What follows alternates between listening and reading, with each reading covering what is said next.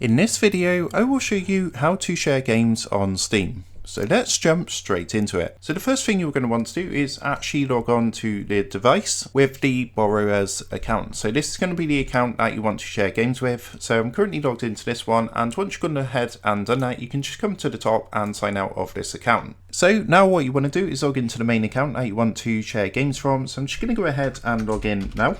So here we are, I've logged into the main account. This is going to be the one that I want to share games from. So what I'm going to do to share games, all you need to do is come up to the top left hand corner once you're logged in, click on Steam up here, and then come down and click onto settings. So the next step from here is to come to this menu on the left hand side, and what you want to do is click onto family, and that's going to bring up a screen like this. Now what you want to do, you can see an option here which says authorize library sharing on this device, and what you want to do is turn this on like so. And what it's going to do, basically it's going to find any accounts that have previously logged in on this device. So you can see this other account here. So what you're going to want to do, if you want to add this, you can select up to 5 users who can actually share games with you, and all you want to do is turn this person on to add those to your list. So once that's done, what you can do is come up to the top where it says Family Library Sharing, click onto the Manage button up here, and that's going to take you across and show you all the users currently allowed to use your game library. Now you can come across to here to revoke their access at any point if you want to as well, but that's all you basically need to do. So when they log into their account, they will then be able to go ahead and play games that you share with them on Steam. So that's how to go ahead and share games on Steam. I hope this tutorial did help you out today, and if it did, I would really appreciate it if you was to consider dropping down below the video, leaving a like, and also subscribing to the channel. With that being said, I just want to take a minute to thank you guys for watching this tutorial, and I will see you in the next video.